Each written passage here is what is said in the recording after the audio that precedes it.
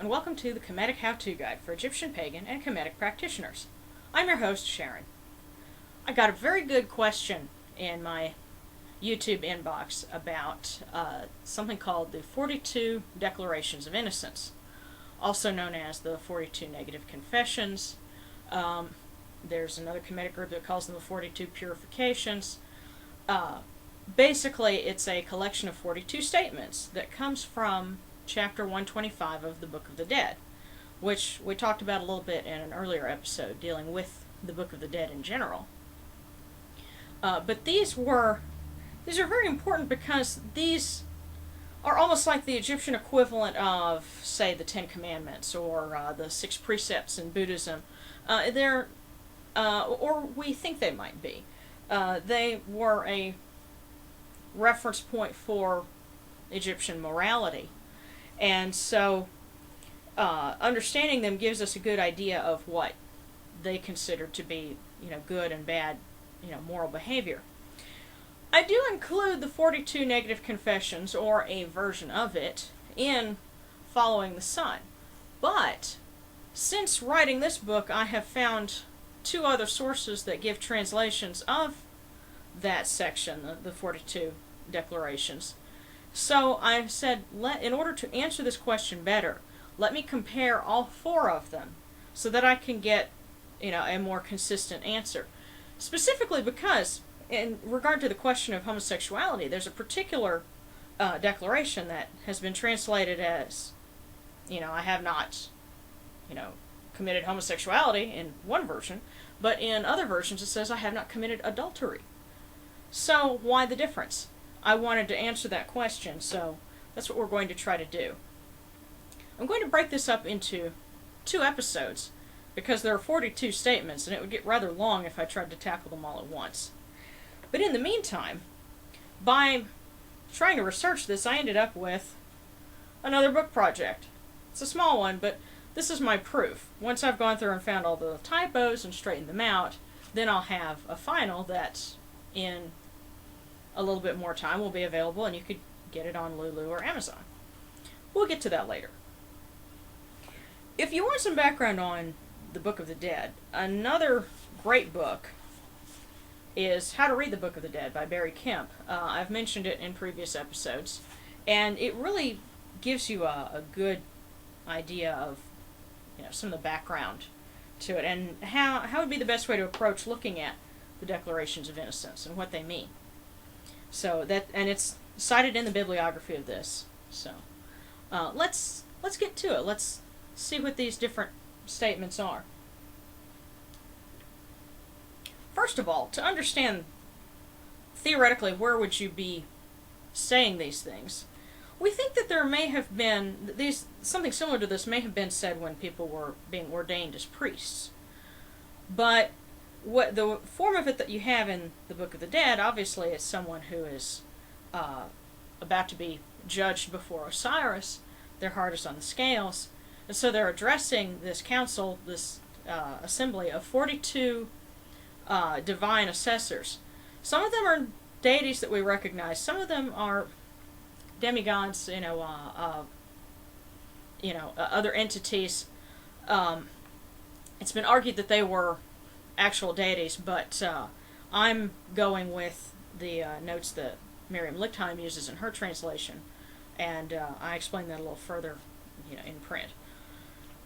So you would start off and you would say, for example, with number 1, O far strider, who comes forth from Unu, I have done no evil. In this case, they're using the word isfet, which we talked about last episode, being the opposite of ma'at.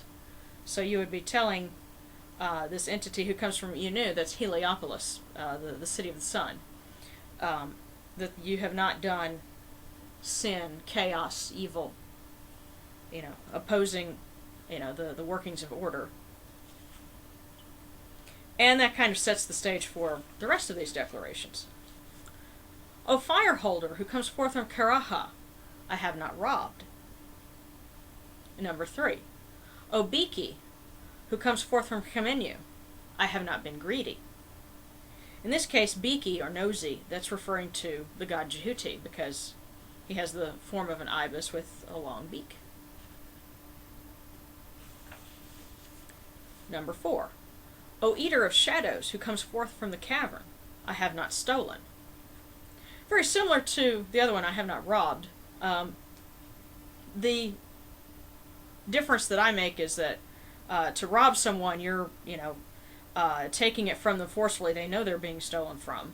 But stealing, in this case, you're doing it, they don't know about it. You wait until they're not looking, that kind of thing. Or it could just be considered a repetition. The Egyptians love lists, and repetitions like that tended to happen. Number 5. O flame-faced, who comes forth from Rosetta, I have not killed anyone. Very straightforward, and you can compare this with the tenets of other major religions, Christianity, Hinduism, Buddhism, and so on. Number 6. O twin lions, who come forth from heaven, I have not wasted food offerings. Now here the word that they used, it could mean either food that was offerings or food that was, rations, necessities. So that could be interpreted a couple of different ways. 7. O fiery eyes, who comes forth from Kem, I have not committed corruption. I suspect that one would nail a lot of politicians. O flaming one, who comes forth backwards, I have not stolen a god's offerings. Makes sense, especially to us pagans. Number 9. O bone smasher, who comes forth from Henensu, I have not told lies. Number 10. O flame shooter, who comes forth from Memphis, from Hat Kapata, I have not snatched away food. Incidentally, the order of these would change sometimes. There's a very similar statement in the translation of the Papyrus of Ani. If you get Budge's copy, this one's at the very end, and it says, I have not snatched food from the infant. So the meaning is fairly self-evident on this one. O cavern dweller, who comes forth from the west, I have not injured anyone. Number 12. O white teeth, in this case Sobek, who comes forth from Tashe, I have not trespassed. Now here again, and especially the problem with using a translation like Budge's is he's using English that's old even by our standards. He was writing this, 120 years ago. And so some of the things that he says in there, it's like, wait a minute, we don't say that these days. And he used a lot of kind of pseudo-biblical wording. I have not transgressed. Well, what does it mean to transgress? And so that's why I tried to look up where I could. And by the way, one of the sources that I have, you can find it online. If you look up Digital Egypt for Universities, that's the University College London's website. They actually have the Book of the Dead with several variations, and they include the Egyptian words. And that was really helpful to me for this. And so the word that they use could mean to trespass into a place, or it's also been translated to transgress against someone. And we see this one twice, so it makes sense to me to take both meanings. So here you're promising to Sobek that you haven't, trespassed somewhere you weren't supposed to go. I haven't gone to Area 51, I promise. So, number 13. O eater of blood, who comes forth from the slaughter yard, I have not killed sacred cattle. Probably in this case they're referring to specifically the cattle, the sacred bulls that were avatars of deities like Ptah in the case of the Apis bull, Ra in the Menevis bull, and so on. These were earthly representatives of the deities, so naturally it would not be a good idea to kill them. 14. O entrails eater, who comes forth from the tribunal, I have not committed perjury. And the tribunal is also translated the House of 30, being 30 judges. 15. O Lord of Ma'at, who comes from the Hall of Two Truths, I have not stolen bread rations. And remember, Egypt was a barter economy, so to say you're stealing someone's bread rations, that was like stealing their wages. So, the equivalent, could probably catch some people on that one today. Number 16. A wanderer who comes forth from Bubastis, I have not eavesdropped. This is one of those ones that really makes you go, wait a minute. They thought that was bad? Because, I mean, how many of us eavesdrop on somebody else, or happen to overhear? I guess if you happen to overhear someone, especially like my really obnoxious neighbors who like to, have phone conversations in their driveway and you can hear it, on the other side of the neighborhood practically. That's one thing, but to deliberately listen in on someone, and what's really funny is in Budge's translation, he gives you the hieroglyphics, and one of the signs is, of course, the ear, but another one is a phallus sign, which suggests that the Egyptians thought of this as, intercourse of the ears. You're kind of getting intimate with somebody else's conversation, so they may have seen that as a real invasion of privacy. So that's kind of an interesting perspective into how they saw things. 17. O pale one who comes forth from Yunu, I have not gossiped. There again, how many of us are getting nailed on that? I like to think that tabloids would certainly, fit into that, because tabloids are just, gossip in print. They would have frowned upon that, it seems. 18.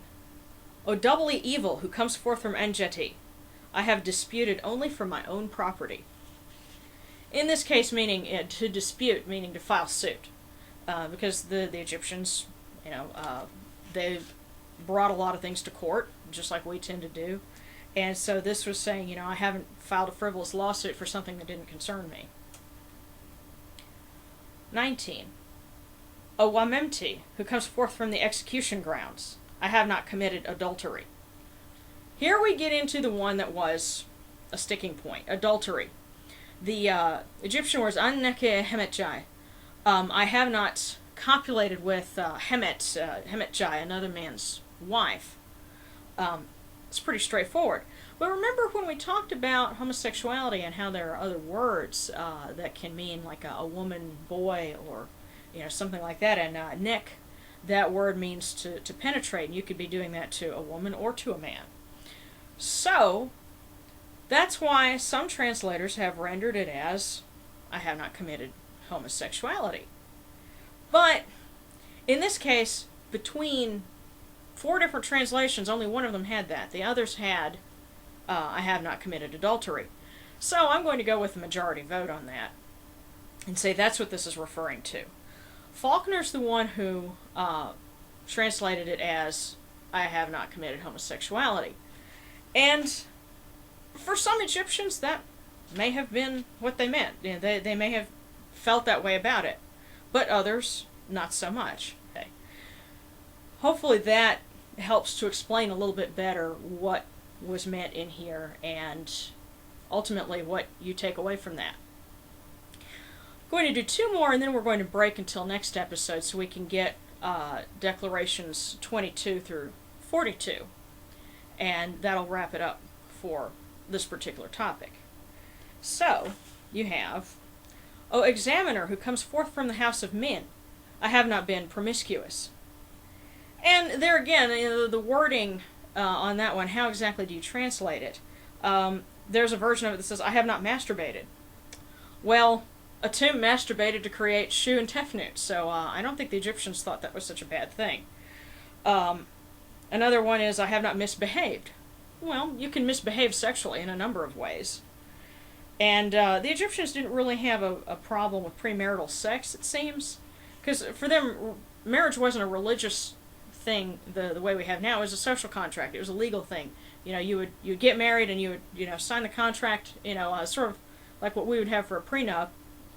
Prenuptial agreement, and people got divorced all the time, and so they were, at least in this instance, a little more open to the reality of what people tend to do, because they had serial marriages just like people we know today tend to do, and so probably what they're talking about here is, I have not picked up a prostitute, had one-night stands, slept with everybody in the neighborhood, that kind of thing being, extremely promiscuous. There's another variation that says I have not polluted myself, and that certainly could be one way of polluting yourself. So the last one here, 21. We'll end on that one and then pick back up. O chief of the nobles who comes forth from Imu, I have not terrorized anyone. Now, of course, they didn't have, Al-Qaeda or something like that back then. This is an entirely modern phenomenon. But to terrorize someone, to harass them, intimidate them, whatever, we have another word for that today, and that's bullying. So one way to think of this is, you're saying, O chief of the nobles who comes forth from Imu, I have not bullied anyone. Imagine what that says about our society. So I'm going to leave you on this note. We'll get back to this next episode and we'll continue with the 42 Declarations and talk a little bit more about what that means for us today as Egyptian pagans and Kemetics. In the meantime, hopefully this is giving you some food for thought and some things that you can apply to your own practice. So for the Kemetic How-To Guide, this is Sharon wishing you Sanepti.